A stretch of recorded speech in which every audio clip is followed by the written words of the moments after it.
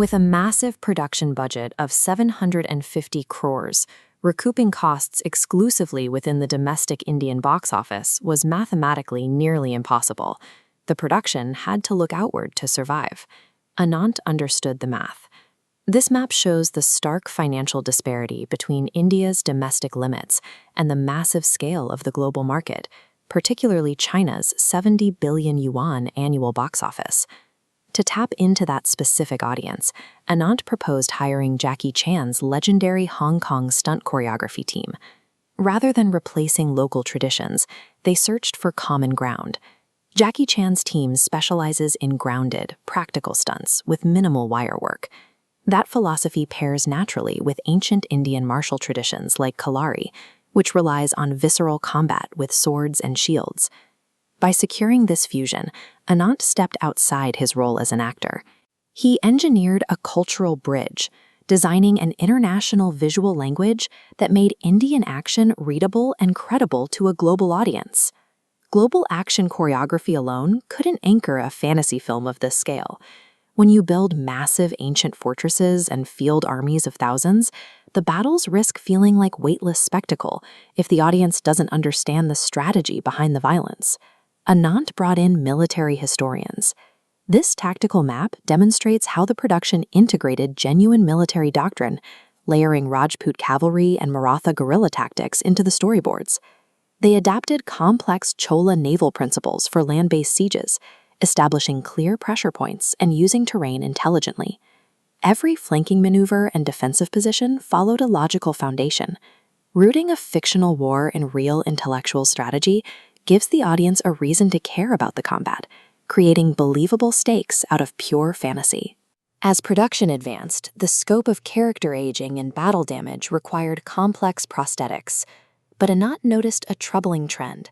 The film industry's pivot to CGI had severely diminished the demand for traditional, tactile makeup artistry. In response, he deliberately recruited veterans from Rick Baker's Hollywood effects team. These master artists had defined practical creature design for decades, yet found themselves struggling for work in a digitized landscape. The physical prosthetics provided the actors with a tangible reality to react to. Then, the digital artists at Maya VFX used that authentic physical texture as a realistic baseline to build upon and enhance. Starting from a practical foundation ultimately made the digital work much more convincing. It proved that technological advancement doesn't require discarding institutional knowledge. Tradition and innovation can elevate one another. Managing these vast international teams required punishing discipline. 18-hour workdays were the standard, with Anant waking up at 4:30 a.m. every morning for intense physical conditioning before the cameras even rolled. Director S.S. Rajamouli watched this relentless routine unfold and realized the discipline itself was a story worth telling.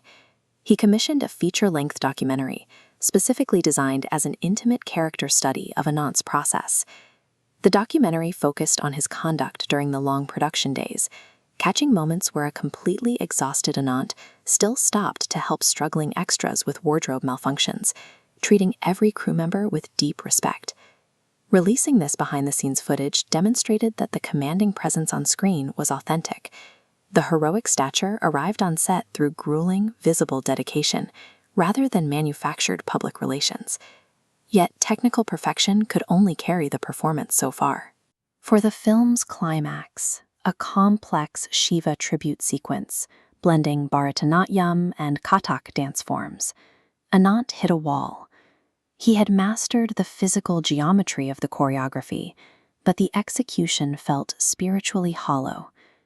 Just days before the shoot, he flew to Mumbai to find Mohit Raina, an actor widely celebrated for his television portrayal of Lord Shiva. Anant needed to learn how to channel divine energy into his movement. Mohit guided him through a visualization meditation, teaching Anant to bypass his ego. The secret lay in finding the deeply relatable human elements within the divine, accessing a feeling of unconditional love and complete safety. Connecting that human vulnerability to the divine concept enabled the choreography to finally function as a prayer. He understood how to approach the performance not as an actor executing steps, but as a devotee offering a tribute. He returned to Hyderabad a different artist. On the day of the shoot, the set was dressed as an ancient temple, thick with burning incense. Before the cameras rolled, Anant sat alone before the massive stone monument, taking 20 minutes to enter a deep meditative state.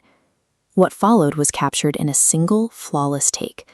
The precise geometry of his movements and the intense visual momentum of the Kathak spins merged with an ecstatic, genuine spiritual energy. The sequence culminated with Anant lowering himself into full physical prostration. The gesture of surrender was so raw, and the tears on his face so genuine, that the production crew fell completely silent before breaking into spontaneous applause.